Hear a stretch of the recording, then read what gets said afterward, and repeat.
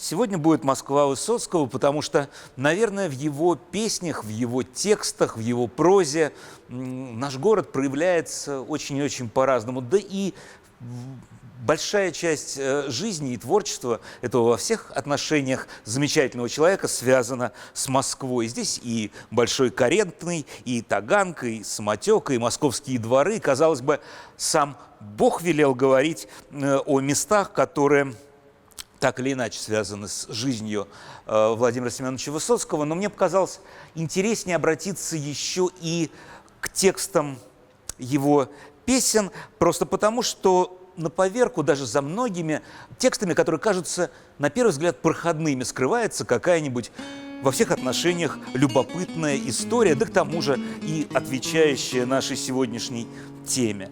Ну вот, например, есть у Высоцкого песенка, появившаяся в конце 60-х годов, о очереди, которая стоит у входа в ресторан, о том, что люди все роптали и роптали, люди справедливости хотят. Говорят, мы в очереди первые стояли, а те, кто сзади нас, уже едят. И им объяснили, чтобы не ругаться, мы просим вас, уйдите, дорогие, ведь те, кто едят все иностранцы, а вы, прошу прощения, кто такие? Так вот, это же не просто некая зарисовка из советской жизни, это вполне конкретное место и вполне конкретная ситуация, а речь идет о ресторане «Узбекистан», который открылся в начале 50-х, и был, пожалуй, одним из лучших и известных московских ресторанов. И кухня там была отменная, и обслуживание замечательное. А при чем здесь иностранцы, и при чем делегаты, которые впоследствии будут упоминаться в этой песне? А дело в том, что Людмила Гурченко вспоминала, что в лето 66-го года Володя Высоцкий, Сева Абдулов и я с дочкой Машей оказались однажды в очереди ресторана «Узбекистан». Стояли мы бесконечно, перед нами все проходили и проходили люди в черных костюмах. Это было время, когда после карнавальной ночи меня уже на улицах не узнавали, а Володю еще не знали в лицо. Он вел себя спокойно, я же нервничала, дергалась. Ужас, хамство, правда, Володя? Мы стоим, а они уже смотри. Вот интересно, кто они? Потом мы ели во дворике Узбекистана разные вкусные блюда. А через несколько дней Володя мне спел, а люди все роптали и роптали. Популярность Высоцкого даже сейчас, она поражает. Дело, наверное, для нынешних слушателей во многом не только в текстах, а, наверное, в какой-то неописываемой никакими словами русского языка удивительной совершенно энергетики, которая способна достигнуть души, ушей любого человека. И дело даже не в том, что это громко, что это ритмично, что это рычаще, а дело в какой-то вот удивительной магии, которую удавалось поймать Высоцкому в своих песнях. Если говорить о его жизни, которая тоже многократно описана, то блестящим памятником его детству стала баллада о детстве, конечно же. Это во многом удивительное произведение, потому что иной раз человеку потребуется написать тома воспоминаний, чтобы поместить, передать в них как-то дух эпохи, свои какие-то детские ощущения. Высоцкому хватило нескольких четверостишей. Подобно гениальному художнику, который в несколько штрихов может набросать абсолютно живой портрет человека, вот так же и он в нескольких строках набрасывает образы какие-то и истории из своего детства. Из своего детства, которое началось в 1938 году, как он писал в своей песне «Баллада о детстве», в первый раз получил я свободу по указу от 38-го, знать бы мне, кто так долго мурыжил, отыгрался б я на подлеце, но родился, и жил я, и выжил, дом на Первой Мещанской в конце. Ну, собственно говоря, родился он не на Первой, а на Третьей Мещанской улице, вот в этом вот здании, дом номер 61/2, сейчас уже название Третья Мещанская помнит только совсем старожилы, сейчас это улица Щепкина, а роддом, в котором появился на свет Володя Высоцкий, располагался в историческом здании Староекатерининской больницы, которая была открыта еще в конце 18 столетия по указу императрицы Екатерины Великой. И это была вторая больница в Москве для гражданского населения после Павловской, соответственно. А вот тот самый дом на Первой Мещанской в конце, случайно удалось найти даже цветную его фотографию, дома которого уже не существует. Вот в этом доме, который был на Первой Мещанской, дом номер 126, маленький Володя жил в той самой коммунальной квартире, где на 38 комнаток, всего одна уборная. Ну, некоторое преувеличение есть, потому что не 38 комнаток было, а всего 17.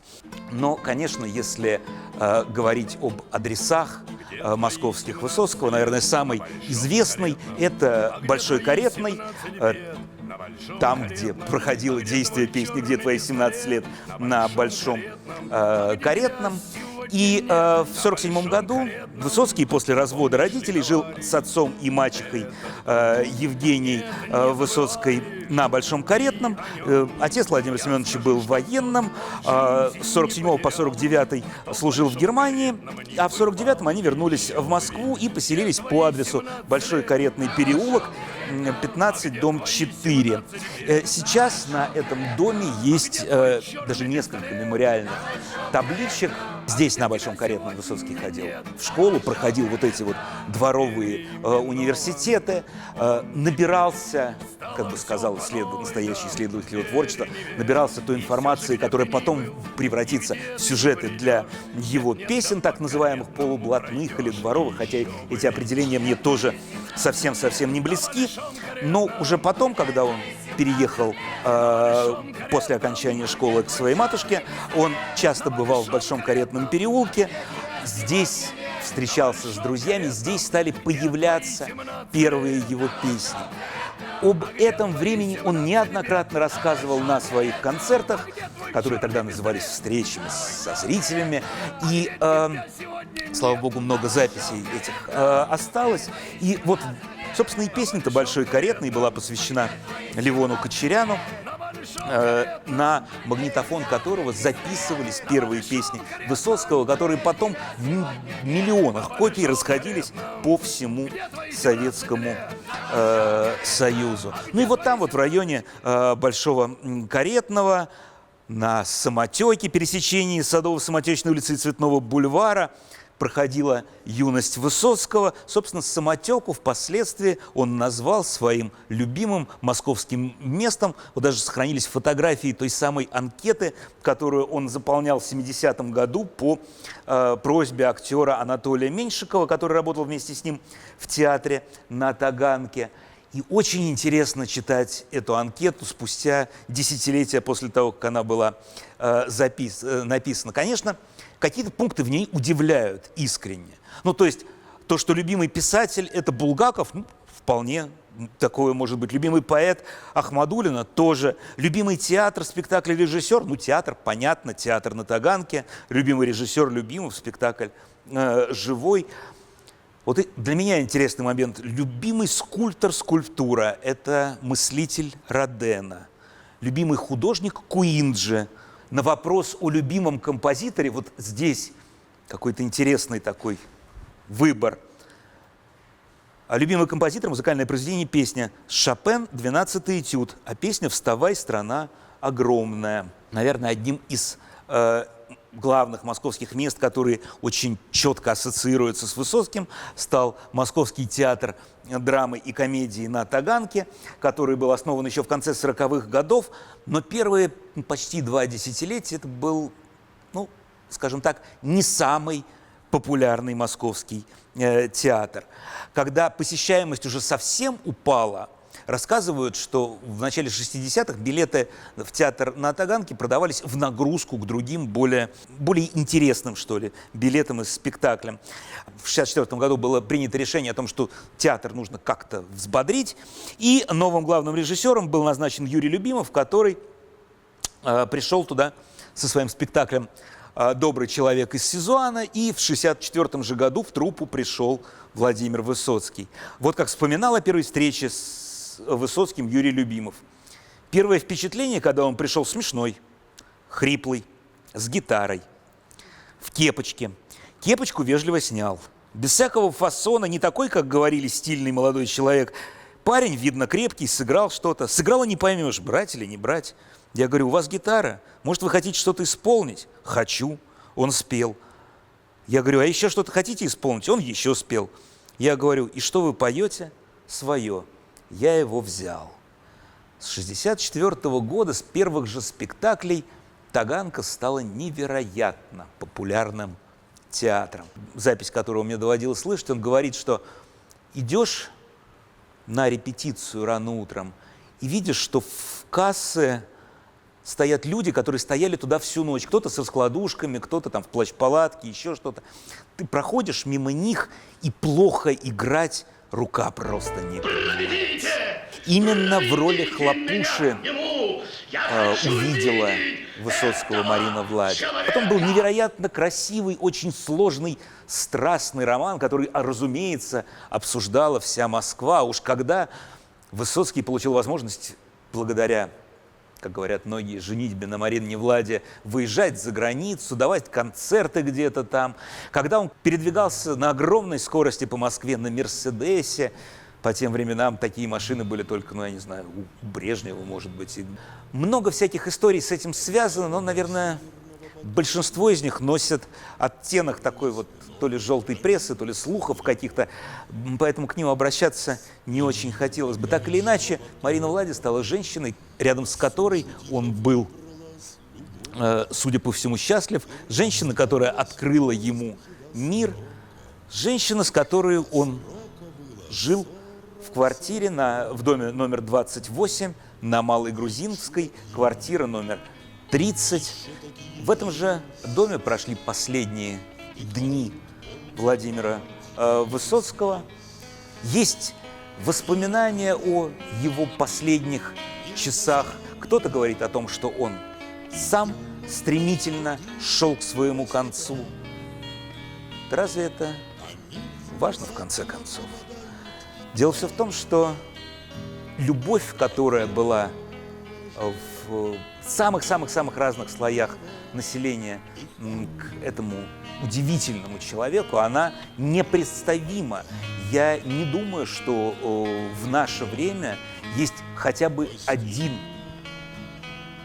актер, певец, кто угодно, хотя бы один творческий человек, который мог бы хотя бы отдаленно сравниться с ним по популярности. Он умер в июле 80-го в Москве. В Москве Олимпиада. Город зачищен от социально неблагополучных элементов. Все заняты достижениями спорта. Вся милиция, соответственно, тоже. Рассказывают, что было решено на самом высоком уровне не оповещать народ. В итоге вышло два крошечных некролога. Один в «Вечерней Москве», другой, не помню, по-моему, в «Советской культуре» или что-то такое. Крошечная, такая черная рамочка, умер артист Владимир Высоцкий. Ну и в театре на Таганке был отменен спектакль «Гамлет». Рассказывают, что ни одного билета не было сдано.